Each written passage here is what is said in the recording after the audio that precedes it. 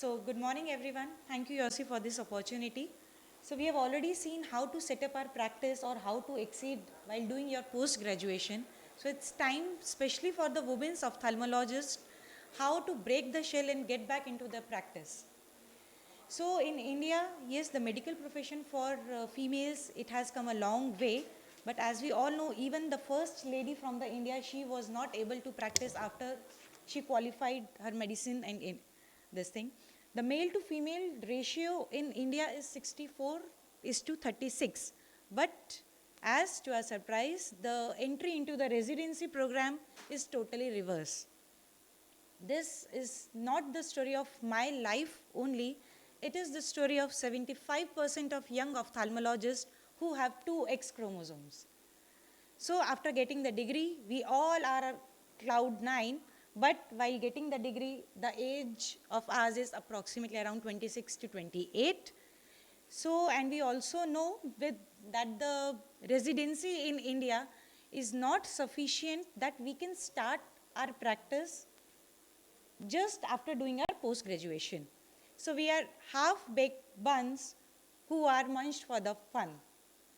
So, but with this, we have the another responsibility, like we're getting married, and with that, there is baggage of responsibilities of in-laws, husbands, and pregnancies.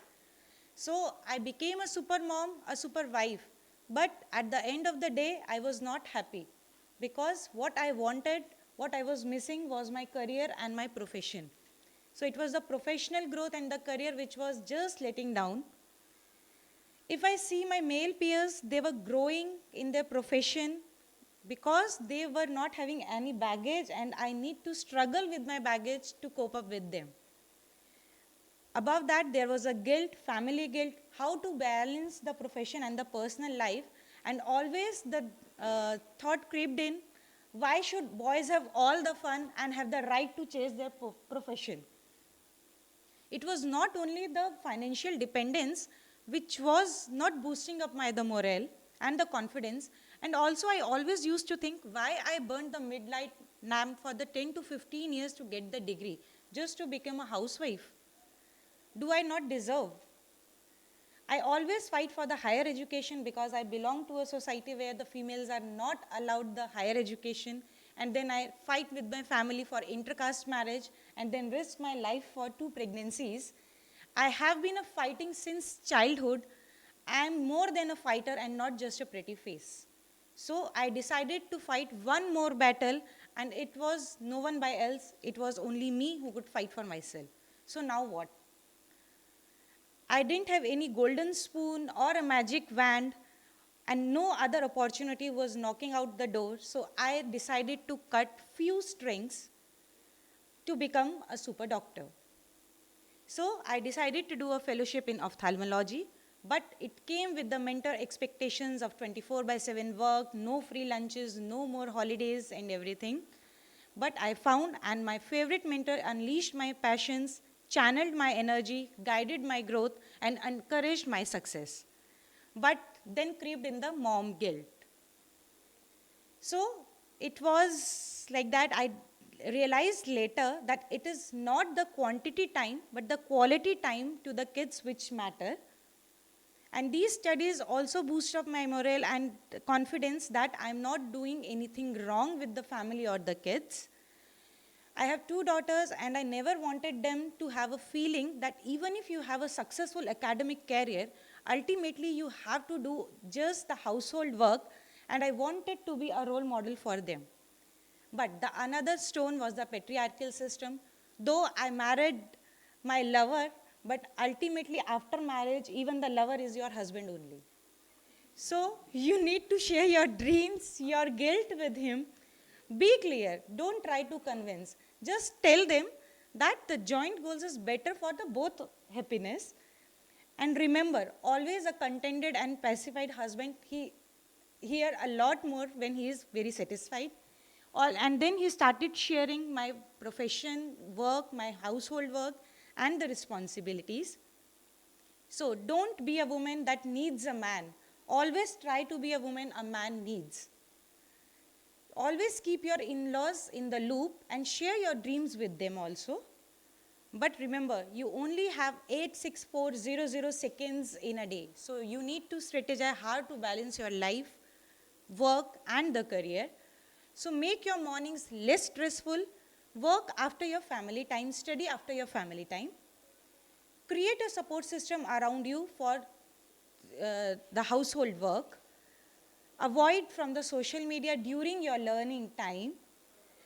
Yes, many a times the thought crops in ki whether I will be able to do or can continue or I will succeed or not or I'll have to take back a step. But remember, don't try to be perfect in everything.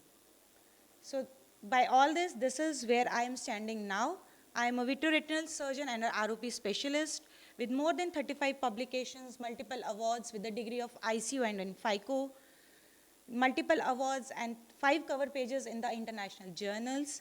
And beyond that, I'm a principal investigator, a quizzer. I'm financially independent. I own a house and a car and a joint organizing secretary of the VRSI. So friends, it's a time to break out of your shell and show the world who you really are and what you are really made of. So get up and live up to your dreams. Thank you.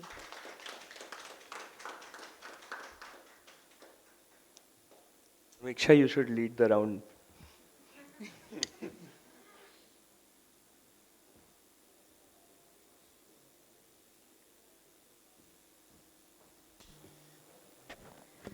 Really motivating talk, Dr. Shilpi. And yes, this is true. Like even I got married during my residency. I was in second year then, and a lot of my in-laws and other people, they demotivated me for to go for a fellowship because I had to stay away from my husband for 3 years after my marriage. So yeah, again, and they were like, you are a female, you can't do a retina surgery, it goes on for 3 to 4 hours. So all those things are true actually. They tell you as a female ophthalmologist, they say that this specialty is not good for you, but I think you should take your passion and you should do what is best for you, and you only do that.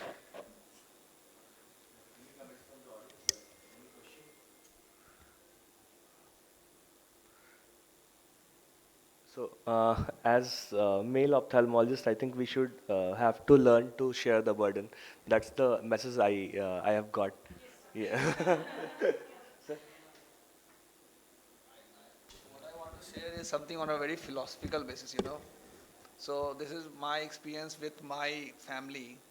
So I was in Bombay in 2008, around 2008, and my brother and my sister-in-law had just moved to Bombay. And Bombay, as you know, is a very stressful place. It's a very stressful place when you work. There's a lot of issues started with traveling, and then in India, the work time is not defined. That is the problem India has. Like in foreign, you have a defined work time. That 9 to 5 is 9 to 5. But in India, the 5 is not defined. It can be 7, it can be 8. That definition is not there, and that doesn't translate into your increased pay or something like that. So my sister-in-law was also working, and they both were traveling, going from their place and coming back. What I found strange was that my sister-in-law took that onus that she has to do all the household chores. That the onus was on her, like it was carrying on her that I have to do and take care of the whole family. So in Samiksha's I think in your one slide you said that no, you should be sharing work and this. This is a balance that you have to find with your husband or your family if you do have a family. That this should be translated, and you should not carry on yourself, no, that I am a woman and I think. What I want to communicate is that as a woman you carry on yourself. I mean, obviously you never want to, but then I find many women in India, working women, that is a guilt that you want to carry, that I also want to do this, I'm not able to do this. This should not be there, it should be, he is also working, I am also working, and we both have to be balanced. I mean, I'm working totally.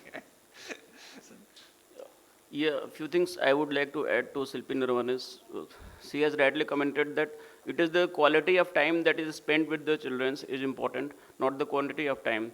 And the few things that we can just at this level, means being an eye surgeon, there should not be difference between male and female, though there are hurdles. though there are hurdles for a female ophthalmologist, but there should not be differences, because to coming to this level means passing MBBS and doing MS, these things, if someone has come to this level, then society and the family should not put hurdles, and few things that can help. Two things that are causing problem, one is pregnancy and second is the child care. So must have. मैं इसको एक में summarise कर दूं, मेरी wife मेरे को छोड़ सकती है, मेरी मेड को नहीं छोड़ेगी, अपनी मेड को नहीं। सिंपल चीज है, अपना एनवायरनमेंट क्रिएट कीजिए जो आपको हेल्प करे, और उसको Good support system. Good support system create करना जरूरी है। Made just to have a few persons from low socioeconomic group. You have good contact with them, not just one, 2 to 3, so that they can help you at your house, abroad also. They can accompany you. You just pay them good, they will help you. And focus on the quality time with the children. And regarding the patient who want to choose male ophthalmologist over female ophthalmologist, in coming 4-5 years, they won't have any option. So वो झक मार के आएंगे. So don't be. That issue is more with tier 3 cities now. I think tier 2 and tier 1. I mean, still there is some place. But still they won't have any option. When there are so many female ophthalmologists, they won't have any option. Yeah.